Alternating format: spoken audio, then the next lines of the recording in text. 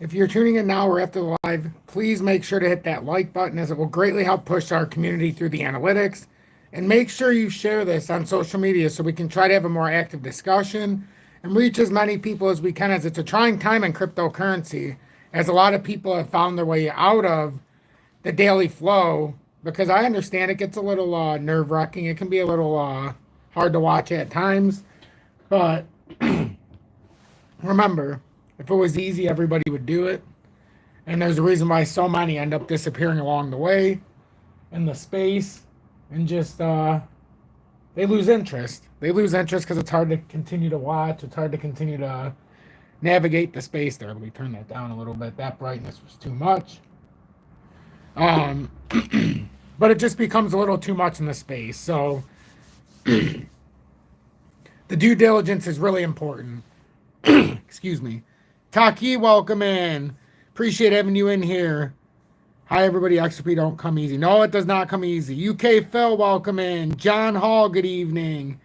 The Gatman, welcome in. Let's look at your baby DGB. Oh, we're going to look at my baby tonight. It's up 4.77% on the data, 856. 00856. I'm glad somebody's paying attention to it. Eric, welcome in. Glad to see you in here as well.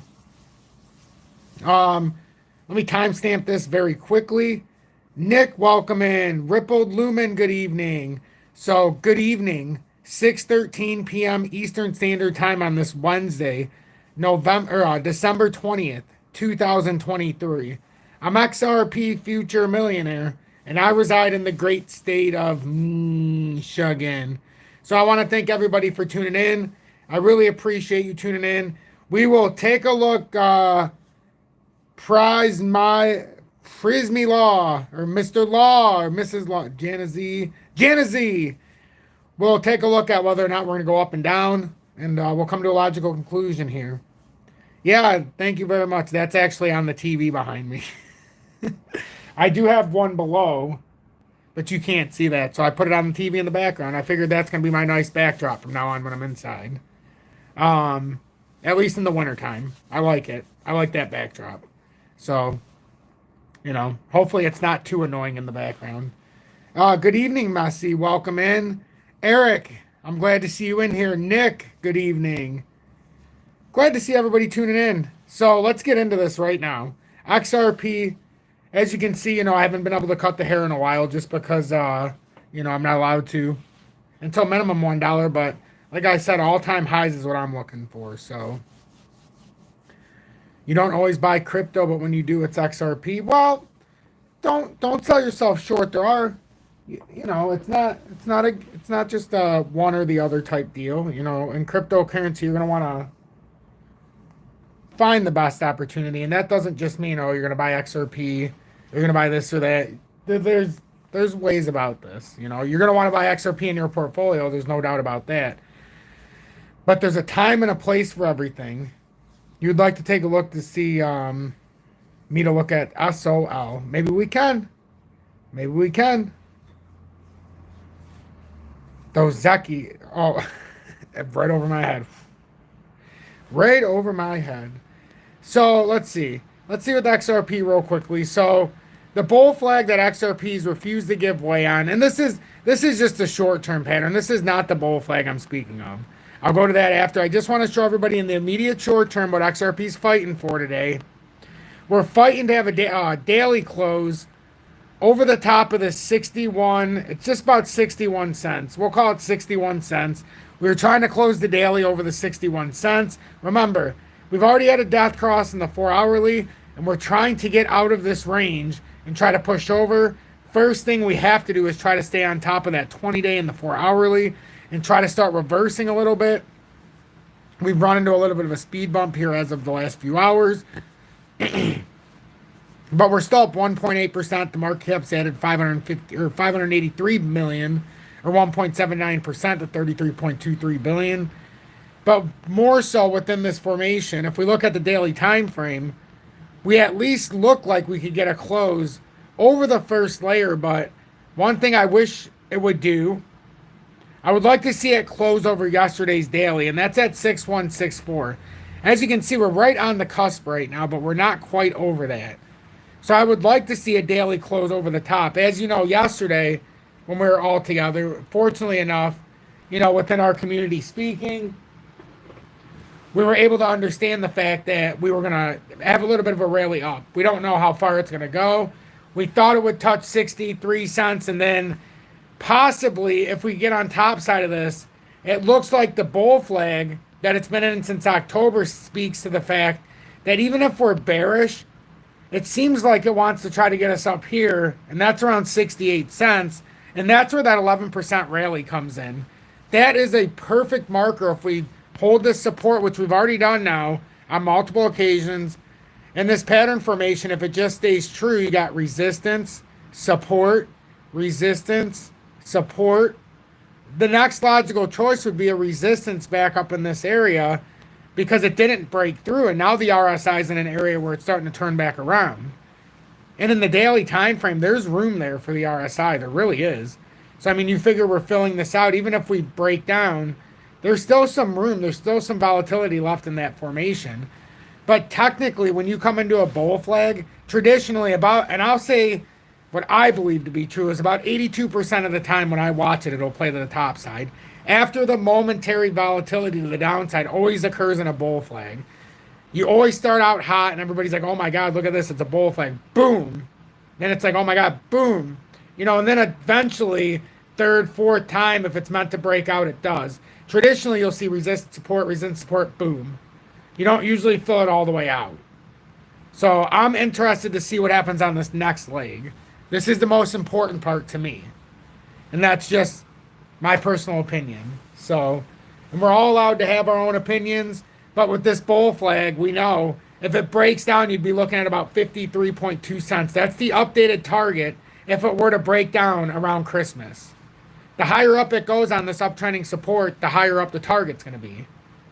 That bear flag's not changing. Now, if we break up, that would mean that this bull flag played true, and now we've measured the width of it, and that's the breakup target. Don't get me wrong, the breakdown target can be all the way down to 40 cents, but the first initial move is that 532 right now. After that, that 37.3 would be the next logical choice if we were to break down. So don't think it would just end there and then it's all cozy. We've got a much wider formation. This has started this formation in January of 2018, what we're looking at. We're just in the smaller bull flag that started in October. The wider formation, we had a resistance when it hit all-time highs in 2018.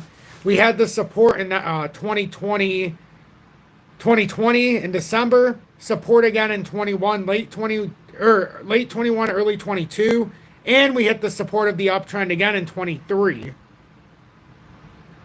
Terry, 40 cents is only if we break down and lose that 532. I'm not saying by any means that's where it's coming. I'm just saying if it were to break down, you would have to anticipate a much bigger drop if we were to lose 532, because then you would have to once again confirm the uptrend, which you've hit multiple times. We've hit it multiple times. So the resistance started in January of 2018. This is when the first support started. Right here, March of 2020. Second one when lawsuit was announced in December of 2020. Third one after a bull market of 21. This is early 22. Again in 22 in November. In 23, again in December. Then we hit it again over here in 23, I believe. Nope, we never. Yeah, we did. No, that was December. So we never even hit the uptrend in 23. We started to break off now. So now we have to decide, do we come back down there? And that's all I was saying, Terry. If it broke down, you would obviously, that would be your logical choice, would be to retest that uptrend. You don't want to keep coming down there, though, because eventually what you're saying, if you have to keep coming to that uptrend without breaking out, eventually that pattern's converging, and then what? Does that mean it converges to the downside or the upside? Well, I've got targets all the way through. It's just, how does it go? But right now we should be focusing on the short term. That's just taking it from a short-term perspective and pulling it out into the longer term so that in case it does break down, we'll understand. Oh, no problem, Terry. As you know, for anybody who tunes into the lives, I'll answer anything. The one thing we need to do, though, is do a better job on the likes. I'll be honest, 64 people watching, only 36 likes. I commend 64 people for being here in the bearish cycle. I do. Even though technically it's not a bearish cycle, most people will say that, even though it's in a bull flag. But when the price doesn't look like it's going up consistently, a lot of people leave. It's the Johnny come latelys for a reason. So, you know, but please make sure to hit that like button. That will definitely help. That will definitely help push this through the analytics. We have big news coming in as well. And we're going to talk about this. I saved this for the live access about Ireland. I've been waiting to talk about this. I just wanted to get through the charts and see how many people would show up. I know they'll come back. They always do when we have an up cycle. But we continue to grow. We're getting closer to 19,500 subscribers. It's been a beautiful thing. So if you want to circumvent hitting that like button, you can always send a YouTube super chat, which is incredibly awesome and generous. Or you can pay it forward by joining Tom's Army. I love everybody who represents this community or reps the community with their emoji badges. I'm going to go grab my water real quick, but pay attention to this. We're almost to the daily close in 38 minutes. We need to see a few things. One, we still held that 597 perfectly. Now, we can with our daily candle, we never breached the next layer, which is 5986. And the farther up we go, it's going to be a little bit more and more and more.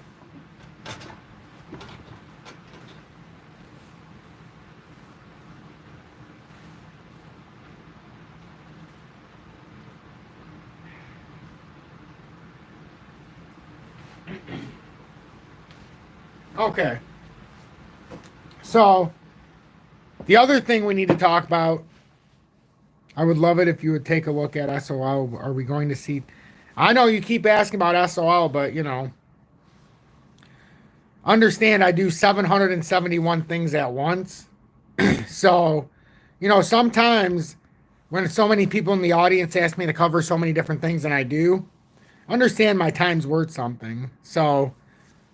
pay it forward every once in a while. Consider joining Tom's Army if I'm giving you the answers you would like. Not like anybody else on YouTube. I don't charge you for anything. So if you watch me, have that pay it forward mentality because that's what I bring every single day to each and every one of you. So we talked about this with SOL, and it's been a little bit, but I talked about exactly where it needed to go to break out. I mean, I don't need to cover it every day, but this was exactly what was covered on here. So I think it's cool when it does show how we did the first layer, second layer, and then exactly where it needed to break out was where I circled and it broke out. That was the cup and handle we were on. Now, it was a much larger target up to, I believe, I don't think it was 94 that I was targeting. No, it was right here, like $89 area. If this does... and that's where we were targeting, first layer. And that's to finish off that. But we could actually, if you get on top of this, here, let me delete this now. Peter Pan, thank you so much for that $20 donation. That is incredibly generous. Mr. Peter Pan, thank you very, very much for that. And please, a donation when I speak, that doesn't necessarily mean compensation. That could simply mean you hit that like button, my friend, because you appreciate the fact I went to SOL. And maybe you take a little extra time and you share it on different platforms. You know, it doesn't necessarily have to be a financial compensation. You know, there's other ways to appease me. I definitely would like to grow our channel and continue it. So that would be one way. Solana, though, I mean, we are coming up to a resistance. We do have this beautiful uptrending support that's very easy to see. It's beautiful because it's easy to navigate even from a lower level. I wonder if I should put this in a lower time frame though to get this. Might be a little more beneficial for us on this uptrend. Especially if you can figure it out. It's never a bad thing to have multiple different ways of seeing this. I think we could be fair to say something like that on the uptrend. I know I can bring this a little bit. And since I know I'm going to do it. But I could start it like this. And that captures the true uptrend there. Yeah, so we're getting into kind of, I don't want to say it's a rising channel, but it's definitely starting to, it's either going to do, man, it's so hard to say. I think we go like this and we take out that one wick and we go like this. This is what Solana's forming. If it breaks to the downside, this pattern would be over, so to say. So you just want to make sure you continue this uptrend. But this is a rising channel, it looks like. Man, that's almost turning... Fuck, that's a rising channel, so to say. That could get bearish very quickly if it breaks... If it breaks that support. If it breaks out, if we break $89, and we can see that RSI is going to start getting up there. Some of these smaller time frames, I'm sure, yeah, it's getting into the overbought, but that's okay. That doesn't mean it necessarily is going to break down. Yep. I mean, if it were to break $89, you've got nothing really in the way up until around 100. But eventually it's going to have to correct. And maybe that correction is just coming back to the bottom of this channel. But it looks like, I mean, I don't think it's going to be avoidable. It's going to have to correct here at some point.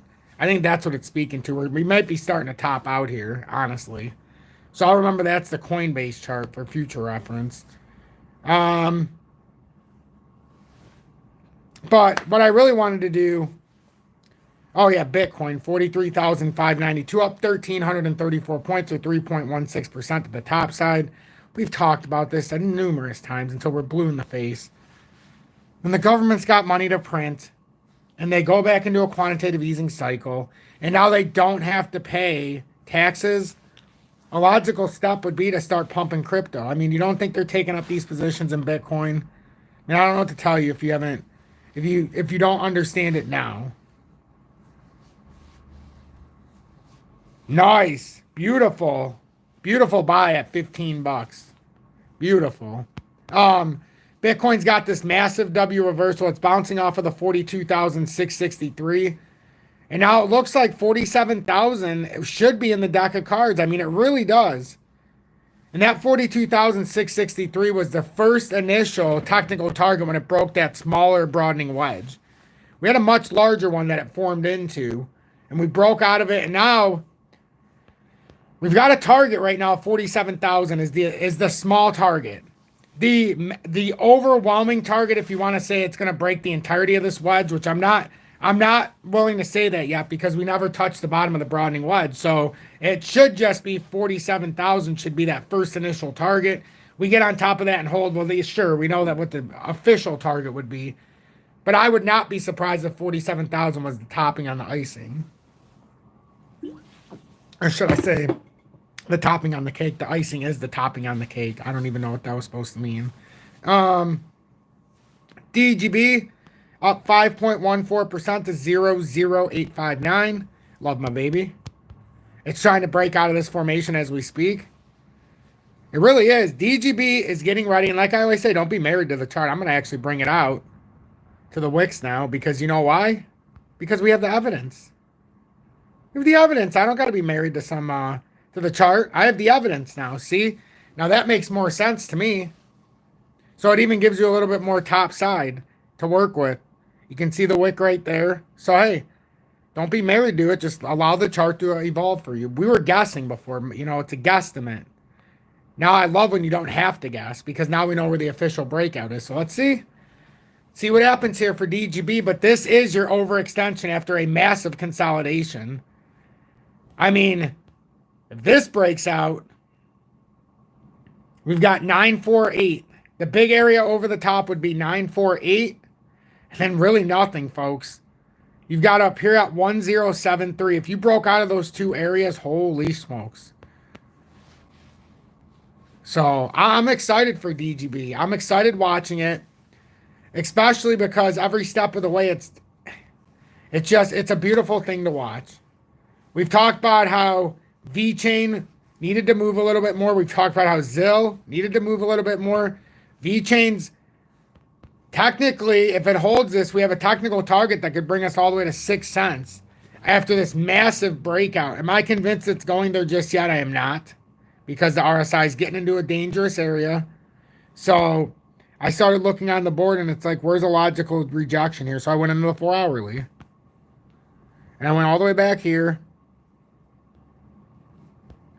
And before we get up to 6 cents, let's just say we trickled up here. I found a logical spot right here at 412.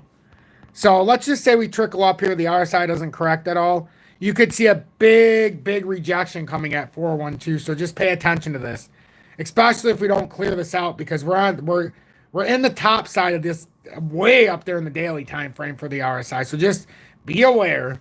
There's going to have to be a big consolidation that happens with Vechain at some point. ZIL is up 2.98%, but it's well behind, over a cent now from Vechain, and they usually travel pretty closely together. So, and this one's already started dumping down a little bit to clear out some RSI, and it's had a golden cross in the daily. We know what we're talking about, our 65% chance, but now it's come up much farther, so we could update that even more. But it is breaking to the top side like we were thinking. And we have a technical move that we're still waiting on that could get us all the way back up here towards the 3-3 level. So it sure is. I love fucking Vechain too. I have 22,222 tokens of Vechain and ZIL, both right around 1516. One's at 15, one's at 16. I can't remember which was the which or. So we'll just say for the hell of it, they're at 16. So, like, I get a lot of slack because I own XRP. But I've got many things that I own right now. Some of them are 200% up. Some of them are 150%. I mean, I'm not mad about what I own. I just feel, you know, some people are cruel. Corium's one that I own that's up 300%. Thank you for somebody who brought that up. Corium, we bought at on FOMO Fridays. We were only able to get 4,000 tokens of Corium and Solana, or Solo together. But we bought just over 4,000 tokens of Corium, and it was at 8.5. It was at 8.5. I mean, and you guys remember how short of a time ago that was. I'm literally talking about right here, folks, in this rotation. And I talked about it then, and I'll talk about it again. When you only have a 500 million, or one of them's 500 million, one of them's 600 million total circulating supply between Solo and Corium, when you have that small of a circulating supply, it moves a lot faster than XRP. It just does. And I said we need to have exposure to these. So from 8.5, who bought this on FOMO Fridays with me and Winning Wednesdays? And yes, it's only 4,000 tokens. We ran out of time when it broke out. But I mean, seriously, right now we're up 230%. We're talking like 2 months. Jorge, awesome. I love hearing that you bought it. You're welcome. James Montgomery, welcome in. How high can it go? 33 cents was my next target, and it actually hit it, believe it or not. After that, you would have to go to the wick high and see if we have any more steam. But we did not get on top of 33, so I fear that we might not run all the way to 37. Look how high up that RSI is. We very well could rotate. We should be rotating back down. Let me make it clear. We should be coming back down to about 16.3 here. So we can be excited, but we're going to have to clear out a lot of RSI. We're going to have to clear out a lot. It's overbought. When it's overbought, just as fast as they buy, they sell. So we're more than likely going to come up here. You'll see a complete confirmation when you see this uptrend. It's going to go right into where I just said. I don't even need to do it, but I'm going to do it so everybody else can see it. So it's going to come up right through that 16.3 area. So just pay attention to that. So beautiful run, though. Beautiful run for anybody who bought this. It's been a tremendous run. Tremendous. No, I haven't sold any. It's just it's the way of life. Solana, we bought at 9.5 cents, roughly 9 cents. And, Sologenic. And it's, I mean, we can't argue with how it's broken out. We put that little extension out there.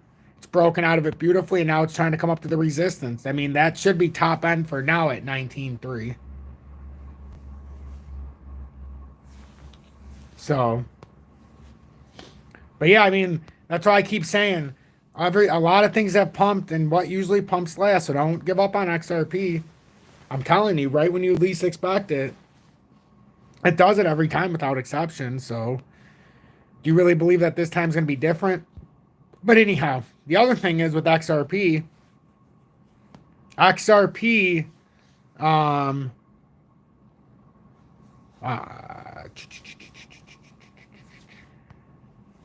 we have big news today. Let's just put it that way. I thought maybe they would just put it on here, but maybe they won't just talk about it openly.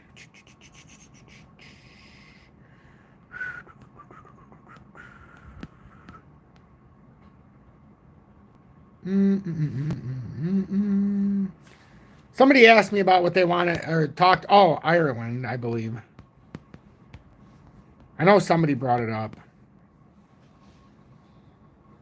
So I thought this was pretty interesting. So this is something I wanted to read on while I have your attention. And I know we're getting into this live. We've been on for 25 minutes. Wow, 72 people here now to see this. This is fantastic. Was it about the massive liquidity put in on the past? No, I mean, there's been liquidity, but this is what caught my attention and got me pretty excited this morning. Ripple approved as virtual asset service provider by Central Bank of Ireland. So Ripple is now a registered virtual asset service provider in Ireland, expanding its crypto footprint in Europe. The registration paves the way for Ripple to offer digital asset services across the European Economic Area under upcoming MiCA regulations.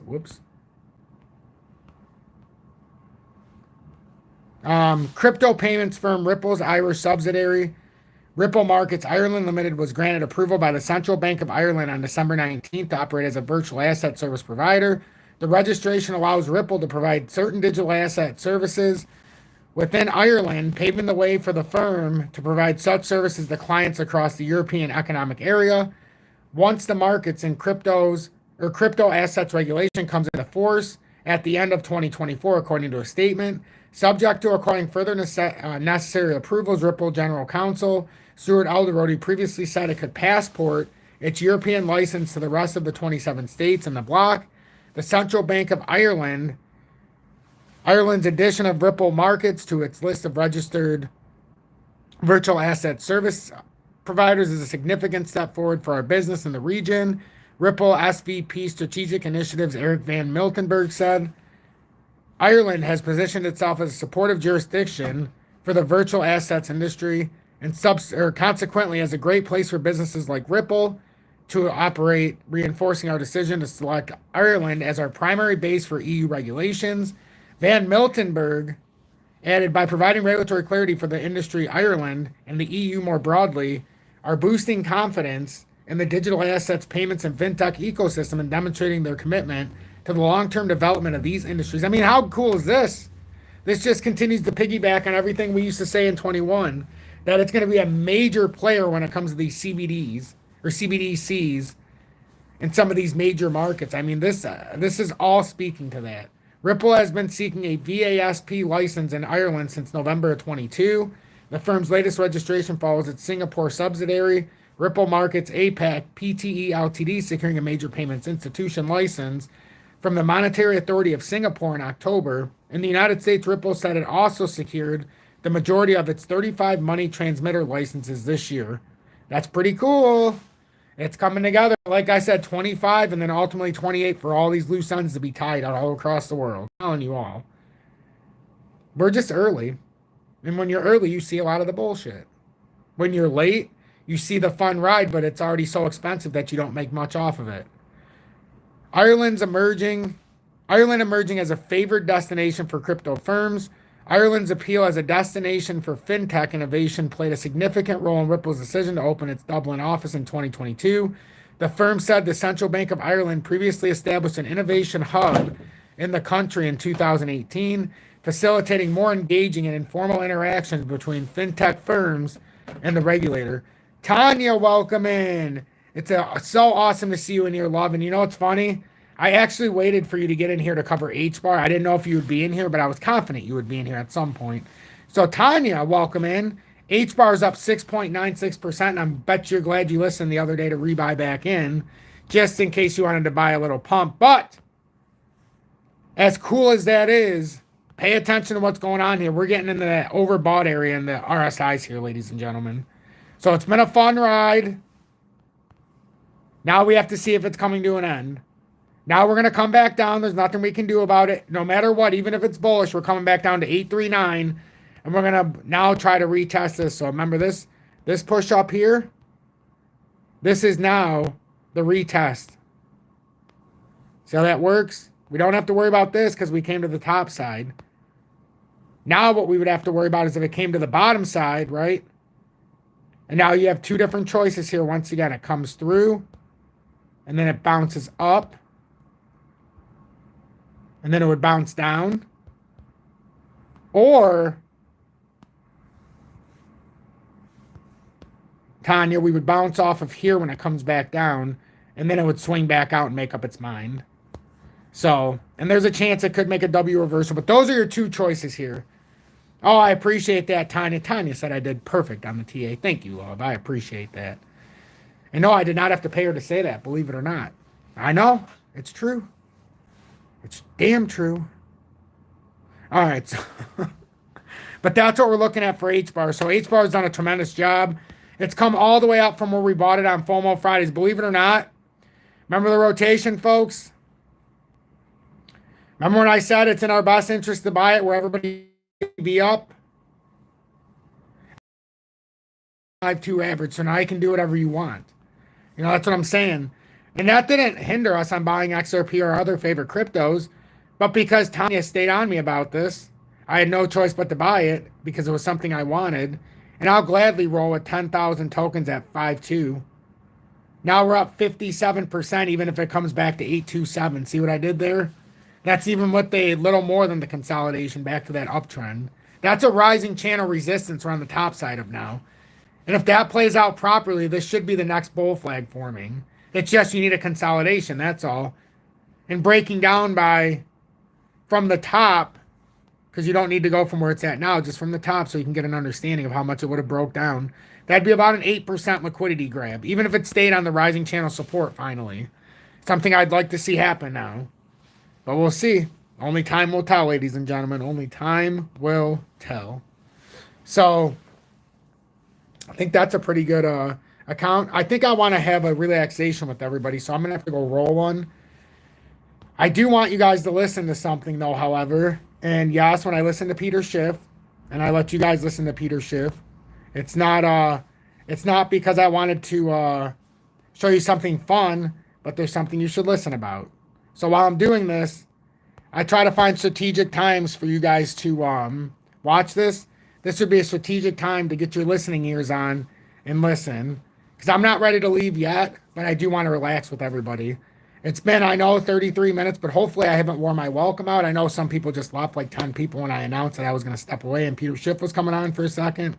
But, you know, I think everybody should listen. There's our friend Jerome. So anyhow, just listen to this. Just listen to this. And you'll have the fireplace in the background, and then I'll be right back. Here now to give us the hard and harsh truth about our struggling economy under the Biden regime, chief economist and global strategist, also the founder of Schiff Gold, our pal, Peter Schiff, back on the program. Peter, you have some inside scoop on those interest rates. It sounds like they might be dropping after the new year now. The Fed might bring them down, but tell us what's behind all this. Well, first of all, let me answer your question about how Americans are affording these higher prices. Yeah. And it's two ways. First, you mentioned a few million jobs that have actually been created during the Biden presidency. Well, those jobs went predominantly to people who already had jobs. Right. They're paying part-time jobs. Thank you. Moonlighting is at a record high in America. So people are paying these higher prices by taking on second and third jobs and giving up their leisure. The other way they're doing it is by borrowing more money. Even though rates have gone up, credit card debt is at an all-time record high. And and now look at auto delinquencies are surging. People can't even afford to make their car payments. The economy is a disaster. That's why today Powell basically surrendered in the war on inflation. The economy is so weak, he knows he can't raise rates anymore. He needs to prop it up by creating more inflation. Wow. So he didn't raise rates because it's in such dire straits, but he didn't reduce them. But you think after the beginning of the year he will reduce rates a little? He said, and in fact, in response to a direct question as to whether Powell would wait for inflation to get down to 2% to cut, he said, no, we got to start cutting rates way before we get to 2%. And in fact, he said that even in 2026, if inflation to be 3%, which is still 50% higher than 2%. But the reason he said he wanted to start cutting in advance is he didn't want to overshoot, meaning he didn't want inflation to go below 2%. Why not? I mean, Americans could use some relief. Yeah, we could. I mean, flawed. When you look at the numbers like we just laid out, you see how this regime lies to people. We created 14 million jobs. No, there's like 3. And Peter just told you, and you know it, folks. It's because you had to get a second or third job to pay the damn bills. I mean, you've said it before. Highest credit card debt. And I believe you told us last time you were on a month or so ago, lowest amount of savings in American families' bank accounts in history, right? The savings are gone. They went for rent. They went for food. They went for insurance and other costs that keep on going up. So it's a myth. It's being perpetuated by the government, and the news regurgitates it like propaganda, trying to dumb us down and brainwash everybody into thinking that a weak economy is actually strong. It's so evil to lie to the American people, and then the media complicit. Like I just showed that clip of Fox. They know these numbers. They see what you see, Peter. How do financial experts and pundits that go on these big major networks with a straight face sit there and lie? Do they get a kickback? Is somebody paying them? Like, how do they go and lie about the economy? He said it right at the end, kickbacks. But I'm just saying, guys, does this make a lot of sense to anybody who stuck around? See what I mean? 54 people here. You take it away from crypto and you try to put it into another part of the landscape. Nobody wants to hear the truth. Think about those 21 people that just left while this was playing, who missed out on this information, but will wonder why things are happening. I mean, there's nothing more important you could watch than listen to what Peter Schiff is saying right now. And that it's rather flattering that more people would rather listen to me while I'm talking, and then when I put Peter Schiff on, they'll just leave. But I commend, how many people was that? The 56 people for staying. You're an A+ star in my book, everybody who's here right now. And I remember names. You come on and tell the truth. Yeah, well, that's why I'm telling the truth on your program. Right, because the mainstream wouldn't let you tell the truth.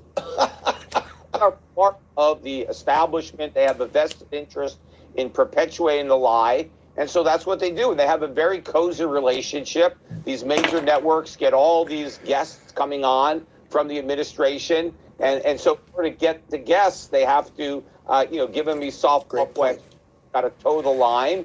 That's what Powell is doing. Powell lied today when he said that he does things that are in the best interest of the economy, not politicians.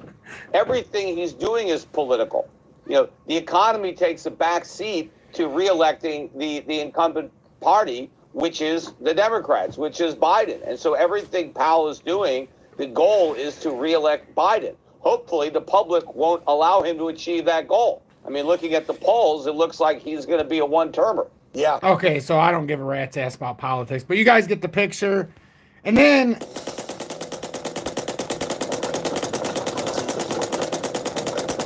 apparently that didn't want to close. But then if that's not bad enough, we go over to what Mike Maloney was discussing. And I tried to save it at the right spot. I don't know if it did, though. It was towards the beginning. So overnight, and it is cutting spending. Oh, here it is. Got a story for us. What is it? Yes, I do, Mike. So big news. So Argentina. Pay attention to this. Pay attention to this, and then we'll go back into the topic. But the ones who want to be here are going to be here. If you leave, so be it. But these are the topics that are interesting me today. I could have left. We could have just called it a day at 30 minutes. But I figured I would show you some more that's in the archive that I have been going over myself. So maybe you would be interested in. Has devalued its peso overnight, and it is cutting spending to treat a fiscal deficit addiction. So this is big news. They're devaluing their currency, and they're trying to get their country and their economy back on track. So the news here is that Argentina will weaken its peso over 50%. Over 50%. It's going to get cut in half to 800 per dollar, and also provide cuts to energy. Terry, I have a question for you with the peso. You have a lot of knowledge on that. How does this affect the peso right now? Like, if you're predominantly using the peso, with Argentina devaluing their dollar against the peso, doesn't this give more value to the peso now? Am I understanding this correctly? Because I don't use a peso, but I know in Mexico and a lot of other areas close to in South America, that would have some relevance. So I'm just curious. Subsidies and different tenders of public works and a few other programs So that's what's going on, Mike. Yeah. Okay, one real quick comment on this is this is what is wrong with fiat currencies that can't happen with precious metals. When you're using money versus currency, big difference here, and this is one of the things that demonstrates the difference between money and currency. The government is going to transfer wealth from it. Frank, you said it better than I could have. How to cash in is exactly it. Good question, Frank. And free toast. I know nobody wants to get banned. Trust me. I have to toe the strictest of lines myself. Anybody holding pesos to people holding dollars, basically. It's a devaluation of the peso against the dollar. And in Argentina, a lot of business is conducted in dollars, but a whole lot of people get paid in pesos. Even though this is probably going to be good for the general economy over the long term, because they're sort of catching up with the damage that the past government has done to the economic damage the past government has done to the peso by having two fiat currencies working in a country, and then the government warping and distorting one against the economy and having it in an artificial balance. And then okay, so make sure you follow Mike Maloney and Peter Schiff. I actually could go into more. I'm trying to kill time to 7 o'clock. So if you're still here, I assume you're here because you appreciate what I do and you didn't just leave. Because you might have been somebody who just tuned in today and you're like, what the fuck? I only care about XRP. There was one other thing. I'll never be able to find it though. I mean, I can show you what we should watch this together. Expedia members save on travel. We're trying to kill time. Just listen to the truth about the jobs report. I tried to put my spin on it, but please follow Peter Schiff. He can say it better than I ever could. We've got 7 minutes to kill until the daily close. So this is a 3-minute video. It's nice and short. Himself for the latest jobs report that just came out, but how is the economy actually doing? Mind you, this is from 11 days ago, so you're just hearing stuff that's been out. Julie. All right, joining me to discuss is Peter Schiff, who's the chief economist and global strategist. Thank you so much for your time, Peter. How are you? I'm well. How are you? Yep, doing well, thanks. So I want to first talk about the pretty rosy jobs report that just came out today. Many economists saying the state of the labor force is strong. Of course, President Biden is taking this opportunity to credit his policies for this. Peter, does this indicate the economy is looking up?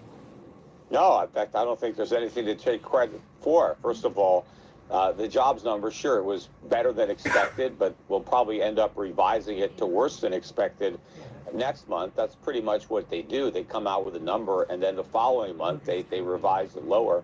But even if you look at the, I think, 199,000 jobs, 24% of those jobs were just striking auto workers or, motion picture workers going back to jobs they already had because they settled their strike. So that's not really job creation.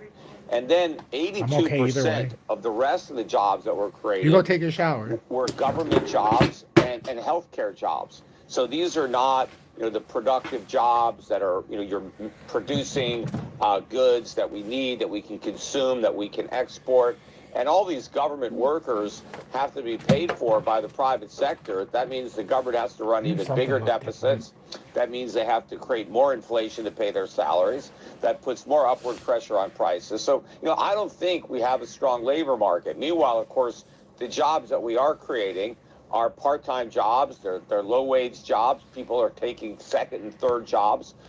Does anybody hear the trend? Yes, there's more jobs. And like I've said, just because there's more jobs doesn't mean that it's a good thing that more people are working. That means people have 2, 3, 4 jobs. They count the same person twice or 3 times. In a normal real poll, if I had 3 jobs, I would still only count once. Instead, they act like that's 3 separate entities where it makes no sense. So if you can't pay the bills, obviously you have to get 2, 3 jobs to do it.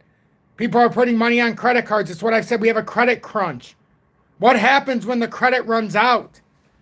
Yes, they keep expanding credit. I can tell you personally, mine just keeps expanding. But I don't keep credit on there. If I have $1,000 at the end of the month, I pay $1,000 off. But I put all of my money on a credit card to collect the points. And then I'm telling you, if you do that every single year, you have a couple $1,000s that adds up. And everybody says they don't have money to do this, don't have money to do that. I bought my tablet for this program in 21 like that. I bought my PS5 for my birthday on the 17th on my credit card points. I have $1,500 in points still sitting there on money that I spend every day. So get into a routine of being paid to pay your daily bills. I mean, it's something that most people don't even think of, that you can get ahead. But what happens when the credit crunch happens? Don't take advantage of credit you can't afford, though. Like, number one problem in America, everybody lives off of credit and they pay the minimum. Well, I hate to break it to you, if you're just paying the minimum, yeah, it's a problem. You know, you got to find a way to pay more than the minimum and get off of that routine. Now it's up to 28% APR on your credit cards in America. And I've got a 760 credit score, or what is it, 754.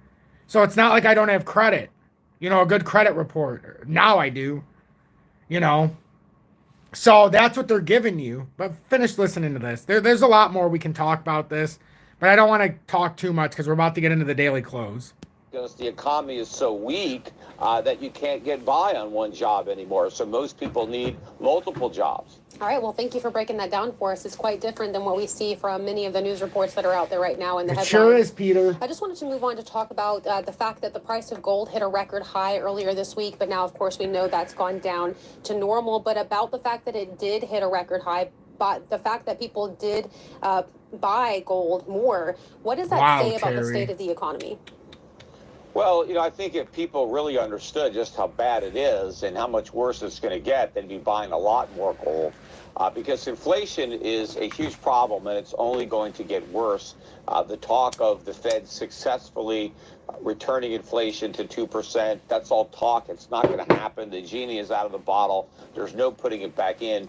In the meantime, we're headed for a severe recession. In fact, I think we're going to have a worse financial crisis than the one we had in 2008. In fact, we'd already be in it if it wasn't for the bailouts of the banks earlier in the year, back in March.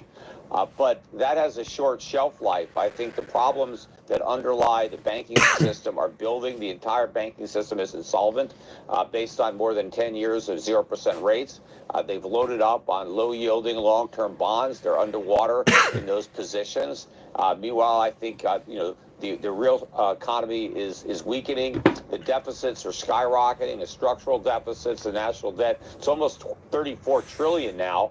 But it's rising by several trillion a year. And more importantly, the interest cost is skyrocketing. It's now almost $1 trillion a year. By the end of next year, it will be $2 trillion a year. We'll be paying more for interest on the national debt than we do for Medicare or Social Security. And it's going to keep on rising. So this is a fiscal time bomb that's going to blow.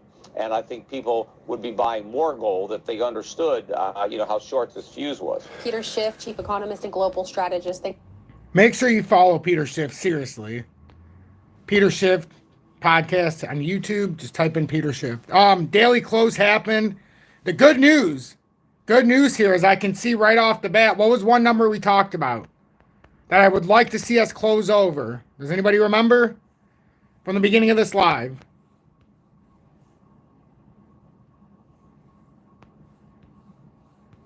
That's okay. That's okay.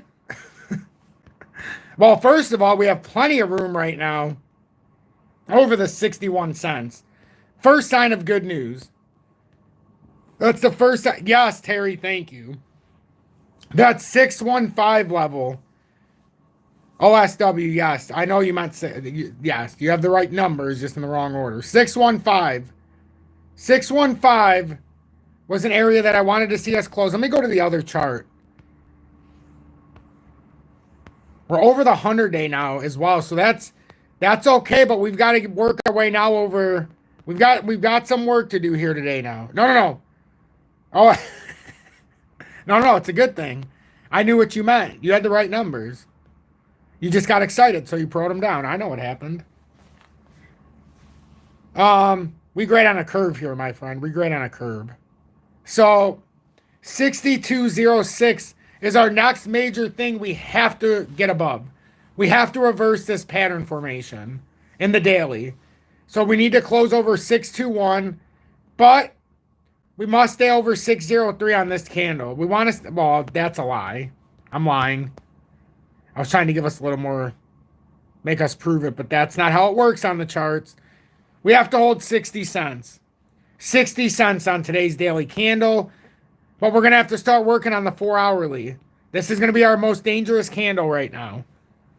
Because we reversed on the last candle, this is where we run into our problems if we break down. And the first sign, if you are a technical trader, and I first added back in late 21, because of technical traders in my audience, I added the EMA lines. That stayed. The volume is what I've always had. Now, because of the technical traders in my audience, I've added this as of the last week and a half. That's why you see it. That's the RSI. A lot of the ones in my audience kept bringing it up. I found value in it, just like I found value in the EMA lines, because I realized the EMA lines coupled with the RSI will give us a nice idea of what the technical traders are doing. And then seeing the volume portfolio is always going to tell us the truth. Obviously, those both, the RSI and the EMA lines, are lagging indicators. So you have to understand that it's telling you something after it happens. But it can give you a nice directional tug. Like right now, if you're looking at a weekly candle, the RSI isn't going to be up to par because it hasn't caught up yet. In the weekly candle, we still have 4 days left in it. So this RSI is not going to adjust in the weekly until this daily candle closes. So you have to remember it's a lagging indicator. What's happening right now in the weekly is not being represented on the RSI until after. So by the time it shows us that update, we sure as hell could already be on to the next move. So, oh, it's so funny, Terry. I could sense you were going to ask me the question about the RSI. But every now and then, I bring up my reasoning. And, you know, it actually helps me, too, from a standpoint of I like to know where the technical traders are basing their decision. And then I can tell everybody if the market sentiment seems to be wrong. But like I said, did anybody catch, and I don't know if anybody caught, on my live, or not my live, my update, it was just my, let me close this and then reopen it. It was just my, my short today. Oh, shoot, I have to do it there. But my short, did anybody see what I put for my caption? And it was a direct shot. Wow, it's got 741 views already, the short. I said XRP daily T in 60 seconds, and this was for Jerome. I said XRP data signals pump in the near future. I used it. I'm going to start using the word data more in my in the title, just so that we can you know, give a little bit of you know, notion towards our good friend Jerome Powell. What are your thoughts on the super cycle theory?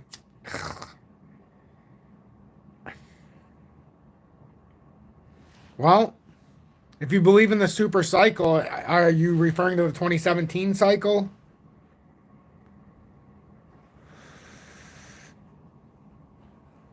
I'm just curious why you would ask.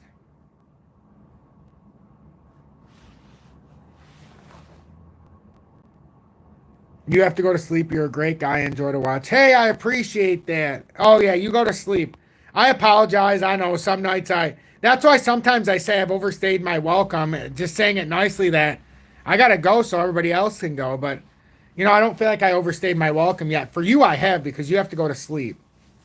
Fuck, what did somebody... I'm sorry. My mind is like in 17 things at once. So, oh, the super cycle theory.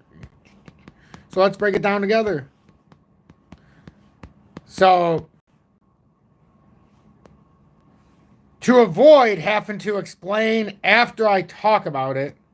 I know you're going to talk. I know it's a bull run, but you're talking about like a massive breakout, though. Like that's why I talk about if there's going to be some big run, 2028 is my opinion. And that's when it could finally shift the tendency to where it's kind of like what would have happened with, do you remember I'm not old enough, but I am old enough. I wasn't even 18 yet, but do you remember, because I was born in 83, do you remember like IBM and NVIDIA and Dell and AMD and who's a couple other, Apple, fuck, I'm missing one. Shoot. With Toshiba with the early laptops. There was one other one that was big back then too, with the IBM. It's all of them, but HP, but they didn't come along until I believe later. There was one big one I'm missing. Microsoft early days, obviously there's a big one. But the point is there was a point in the late 90s where everybody said, don't buy this, early to mid 90s. And all of a sudden from the mid 90s all the way through early, 2001, you had a 7-year super cycle in the stock market, but it was referring to that whole boom. So, I mean, I think crypto is going to have its cycle, but it can't.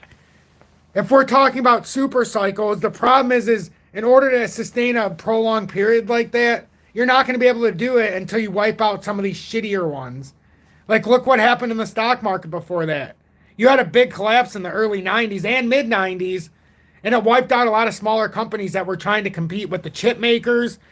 Everybody thinks NVIDIA just got there on their own, and AMD. Nobody ever thinks of the Raytheon and anything like that. But those were big movers in the early days. Just like with Apple right now. Nobody seems to think that Samsung is a big player until they realize that, just like back in the day, Apple fed their materials off of Microsoft. I think Apple is doing the same thing, just in the new world. Instead of feeding off of Microsoft and doing what they did, or Microsoft feeding off, now the same thing's happening with Apple feeding off of Samsung, Samsung feeding off. It's not just one or the other. Samsung wouldn't have got to where they were at without Apple doing it first. And Apple couldn't keep competing without Samsung finding innovative ways to compete with Apple. Therefore, Apple can use. It's the same thing in crypto. We're not going to be able to have a super cycle until some of these ones like Shiba 2.17. And I can show you a massive list. How? Let me, I'll tell you what I'm talking about real quick, and then we're going to go into this whole super cycle. But we're all going to get educated along the way, because that's what I like to do. So, let's see. Let me go on my Maxi. Let me just tell you, listen to these names. So, new. Ready? There's no way we can have a sustained run if we've got, these are the coins coming on. Ooh, maybe this is a good way for us to start making money. I noticed that I have a new list now that from about a month ago that I put on here. And now I can see the new tokens coming on. But listen to all of this. In 5 hours and 49 minutes, there's a token XMS 2023, MGROK, PTH. These are all ones that are coming on in the next 24 hours. Chris Pump, WBRGE, Choke, EX, Artie. I mean, that's just what's coming on. You can't have all of these tokens like NZ0, RADS, TF5. I mean, listen to all this stuff. But once they get some of this stuff out of here and we have the proper liquidity, I guess it doesn't really matter if we finally go into the digital world. But in order to get the kind of liquidity that we're going to need to never have a rejection and start coming back down, we need to get all the liquidity in here. That's going to be 2028. We can't have any entity like a financial institution, a bank, like a big business, not even that. We couldn't have somebody like Elon Musk, somebody with wealth, Bezos, any professional athlete. You couldn't have them sending money by the old system of SWIFT in 2028. You have to have the new framework through the ISO. So in 2028, all that liquidity would be forced to go through the ISO. Up until 2028, you can't. You can't say that you could just do that and have all the liquidity. There's a agreement that has got extended through 2028. I don't remember which month. It's sometime in end of Q2, early Q3. That you can be exempt up until after 2025. You can do 50%. after 2025 through 2028. You can still do 50% on SWIFT, 50% on the new system.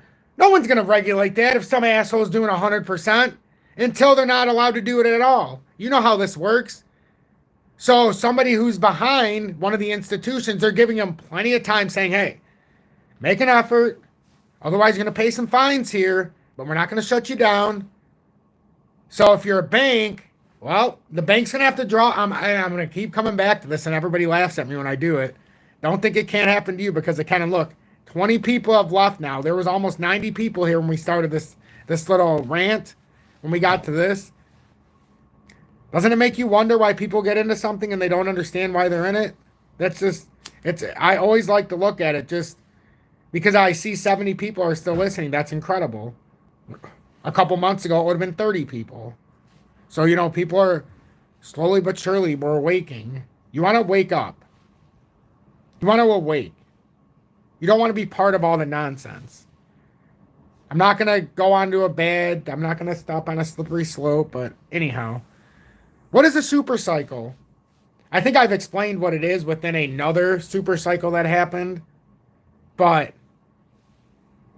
a super cycle is a prolonged period of strong economic growth leading to a sustained demand for commodities beyond what producers can supply. Let me ask you a question. I'm just being honest. Do you think we could have a super cycle here with today's liquidity, and they could eat up 100 billion tokens? Right now, it would be about 46 billion for XRP. Is there enough demand to eat up all of those tokens? Yes or no? And I can answer your question in 2023 and why I am so confident.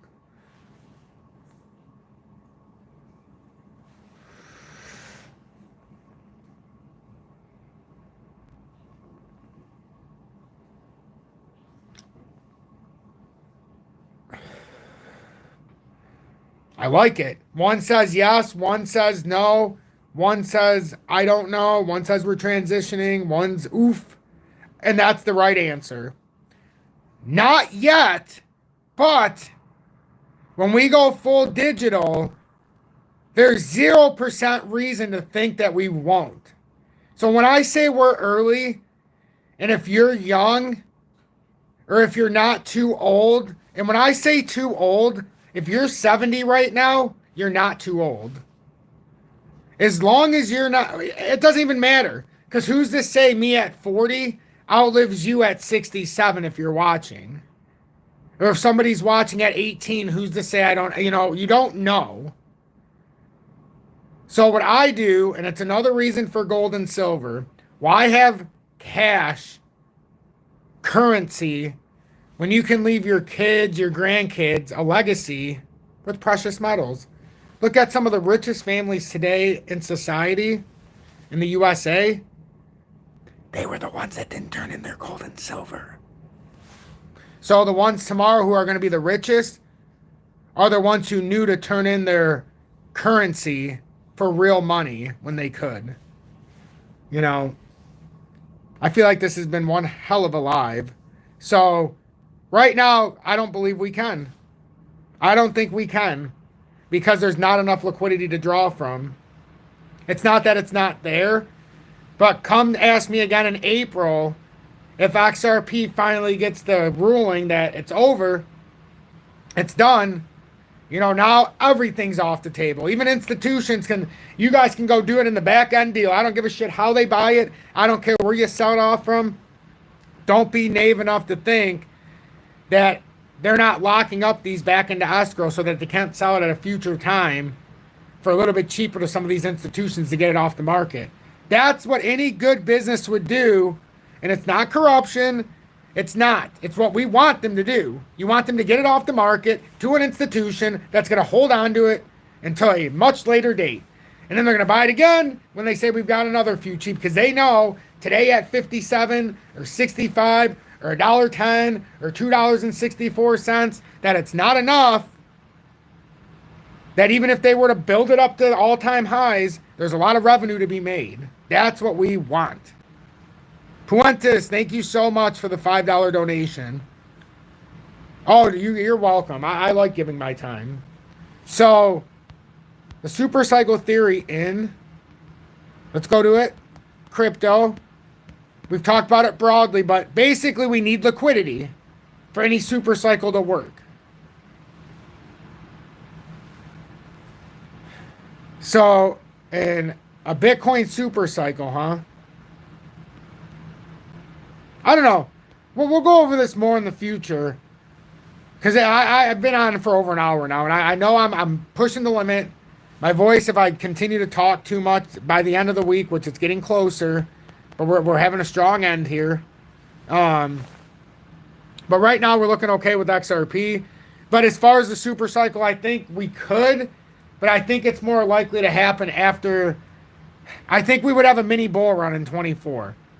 I do. I think 24 could be this predetermined mini bull run, and we got to remember there's an election year. What better way than crypto, the stock markets, hell, even precious metals? They have a nice run up, even if artificial for all of them, right before the election. You know, that's what you always have to pay attention to. So, and everybody kept saying, don't buy any into crypto, don't buy into any of these markets, precious metals, don't buy into, 6, 7, 8 months ago when we were buying into it all. Remember, not too long ago, gold was down there at just about over 1,700. I think a lot of people forget that wasn't that long ago. It really wasn't. Or at least under 1,800. That was not that long ago. You're talking about October of 23, it was down at 1,812. And then if you just go back here to December, end of last year, at this time, it was down at 1,600. I was basically jumping off a cliff begging people to buy this. But nobody wanted to, well, some people did. I'm never going to say nobody because there's a large amount of my audience now that are here probably right now that have bought precious metals. And now it's the same thing with crypto. When everybody wanted me to buy it, I didn't want to buy it. And when I wanted to buy it, nobody wanted to buy it. Because everybody's telling you to buy it when I'm telling you not to buy it. When I'm telling you to buy it, they're telling you not to buy it. Like I said before, in 2021, sometimes you have to be like, hey, what the fuck's that guy doing over there? Why the fuck's he saying don't? He looks like an asshole. If he's willing to look like that for a reason when he could make, you guys knew I could have made a lot more money lying to you in 2021, and that was a new channel. I sure as hell could make a lot more now with the size of my channel. So, like the other day I said, everybody's telling us it's going to go down. I said this yesterday. Today's a little different because we could consolidate, but yesterday, everybody says it's going to go down. Everybody says it's going to blah, blah, blah. Here we go. The RSI says this. The lagging indicators are saying we should go down. Everything. But we know. It is awesome when you smoke with Tom. That is true. But I like to say relax. You relax with Tom. It's not weed. It's cannabis. I don't even like to say marijuana. It's cannabis. You're relaxing. It's not a drug. So we don't speak of it as a drug. Oh, Monday night I said it. I'm sorry. Oh, yeah. What is it today? Wednesday. Okay, you're right. It would have been Monday. I don't know. I lose track of what days it is. Heck, I don't even know because tonight my son fell asleep for a nap today after his physical therapy. So I'll probably be up until 6 in the morning. So for all I know, today's yesterday and yesterday's tomorrow. So thank you, everybody. I appreciate you for tuning in. Please make sure to hit that like button. It really does help. We did a great job tonight on this live. There's only 58 people left. I know I keep saying I'm leaving, and once I say, I always forget. I should never say I'm leaving because then everybody just leaves. But but hey, I appreciate everybody for sticking it out. XRP, just for the ones that are left. In the shorter time frame, let's see. I mean, we're still okay here. Honestly, it's not as bad as it looks here. We've got a bull flag here. I'm glad some of you stayed.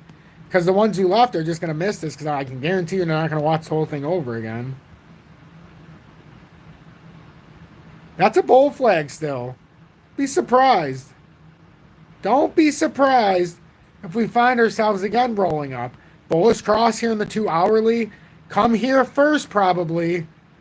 So of course it's got to get liquidity. Bounce up, liquidity, bounce up, liquidity. That's what you want. You want to keep seeing liquidity tugs. That's also how you straighten out the RSI. And for anybody who doesn't know, I'm going to do my due diligence real quick. RSI.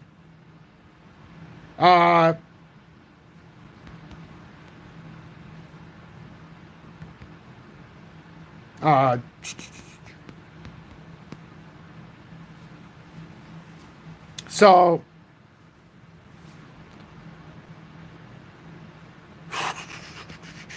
okay. So just so you know, the relative strength index, the RSI indicator explained, I just want to make sure this was the right one. Explained with formula. So the relative strength index, RSI, a technical indicator used in momentum trading that measures the speed and magnitude of a security's recent price changes. The relative strength index, RSI, is a momentum indicator used in technical analysis. RSI measures the speed and magnitude of a security's recent price changes to evaluate overvalued or undervalued conditions in the price of that security. The RSI is displayed as an oscillator, a line graph. You guys see when I'm using it, yada, yada, yada. So here, how about this? I'm going to read this last part, and then I'm going to read you the key takeaways, what you should know. The RSI can do more than point to overbought and oversold securities. It can also indicate securities that may be primed for a trend reversal or corrective pullback in price. It can signal when to buy and sell. Traditionally, an RSI, the relative strength index, get that, remember that, relative strength index. Reading of 70 or above indicates an overbought situation. A reading of 30 or below indicates an oversold. Now, even when it gets into oversold or overbought, generally 30 is not the overline. If you get down to 15 or 10, well, you know something's about to happen. Just like if you get to about that 85 or 90, you know it's just a matter of time. You know, so the higher up and the lower, the easier it is to tell a move's got to come, one way or the other. So the relative strength index, RSI, is a popular momentum. We already know that. The RSI provides technical traders with signals about bullish and bearish price momentum, and it is often plotted beneath the graph of an asset's price. An asset is usually considered overbought when the RSI is above 70 and oversold when it's below 30. The RSI line crossing below the overbought line or above oversold line is often seen by traders as a signal to buy or sell. The RSI works best in trading ranges rather than trading markets. So just remember it's a lagging indicator. So this 2-hour candle, 25 minutes worth, that's probably hasn't done anything different yet. So, but that's what I got, everybody. I hope that helps. We're just trying to stay on here. So now we're trying to hold this 20-day as it comes up. So 612, 611, I wouldn't kill it. But you want to stay in that range. You're welcome, everybody. Thank you all so much. No problem, Angela Love. I thank you all so much. Seriously. Have a good night, and thank you all who stuck it out.